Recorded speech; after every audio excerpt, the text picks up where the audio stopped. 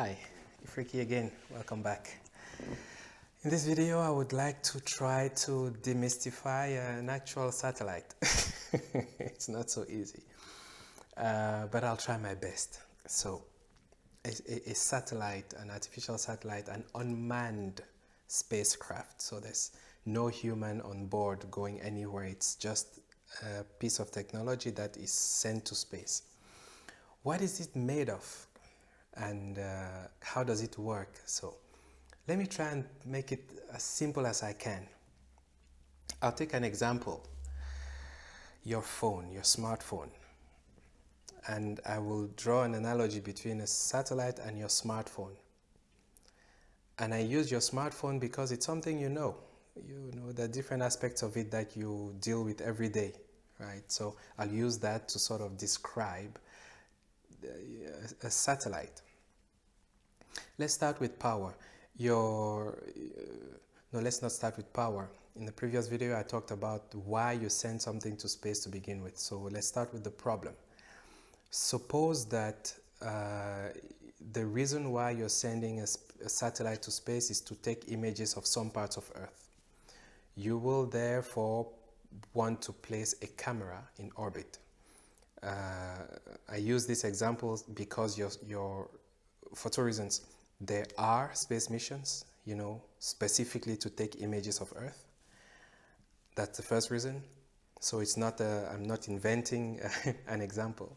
The second reason is that your smartphone probably has a camera, right? So it's something you can easily relate to. So suppose you're trying to take images. So the instrument you're actually trying to send to space is a camera. But you can't send the camera by itself. Just like your smartphone camera is not hanging in midair. It needs to be powered, right? You have a battery in your phone, and every now and again you charge this battery. You plug it in to charge it, right? So that the battery is full enough to power everything else in your phone.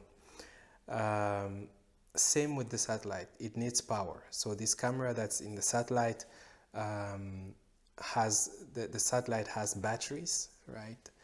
And it uses solar panels to get power from the sun, energy from the sun that is converted and stored in batteries so that it can be used to power the entire satellite.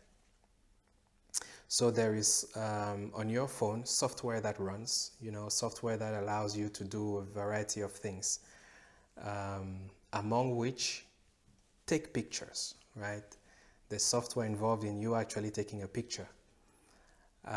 Same thing on the satellite. There is the flight software that looks after basically all the functioning, from a software point of view. And also there will be software running on this satellite that will be part of the process of this satellite taking images, right? Okay. I think so far we'll see the picture, you see kind of how this whole thing is actually not too far from what you already know. Then you need to send these images. This is the fun part, right? Suppose when you take a picture and you want to send it to your friend or to whoever, you wouldn't be able to do it if your phone didn't have an antenna. Right? Because how would you send it? Especially over Wi-Fi. I'm not talking about plugging it in, moving the images to somewhere. You're holding it and you're trying to transmit this image. You need an antenna, and just like you have an antenna on your phone, there's an antenna on the satellite, and this antenna is used to send the images down on Earth, right? The orientation of your phone when you're trying to take a picture. You need it to be oriented in a certain way, especially if you're trying to get some kind of angle, Yeah, you kind of move it, portrait, landscape, whatever, from above, from below, whatever the view. And you do this with your hand, of course, you kind of orient it. On the satellite, there's a different subsystem looking after how the satellite is oriented, for whatever reason. So in this particular case, it would need to be pointing in a certain way to take the image it needs to take. And there is a subsystem looking after that, that is called, depending on what school you come from, ADCS, AOCS, Attitude Determination and Control System. That is what basically gives the orientation to the satellite as to where it's going to point, right? I take these key subsystems, right, to talk about the satellite and try to show you the parts that play a role in a satellite and for it to work, and connecting it to something or relating it to something you already know, so that you realize that these satellites, big or small, I mean, they could be the size of a bus, they could be the size of your smartphone, right? Big or small, at the end of the day, there is an instrument on it. It needs to be powered, there needs to be software on it, it needs to transmit whatever it is measuring down to Earth, right? And maybe it needs some orientation, because some satellites don't need orientation. And generally that's it. I'm not going to talk about propulsion, because I mean, it's not so much of a leap from this point on, right? But that's essentially it. That is essentially it. It's as simple as that. You could have big instruments, you know, that require big, you know, platform and big solar panels, because it requires a lot of power.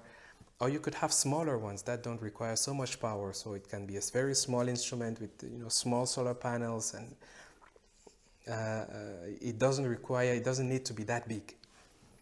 So big or small, at the end of the day, the satellite will have some instrument, or maybe instruments. These instruments need to be powered, there needs to be software running on board, they need to send whatever information they collect back to Earth, and they will need communication subsystems on board, including antennas, different types of antennas depending on what they're trying to transmit. I really hope that this video managed to get you to see how close to home satellite technology actually is. In the next video, I'll try to share with you some of the different roles, you know, that are required to put together a satellite. You know, who do you need for a space mission, basically. So until then, enjoy. Talk to you again later. Bye-bye.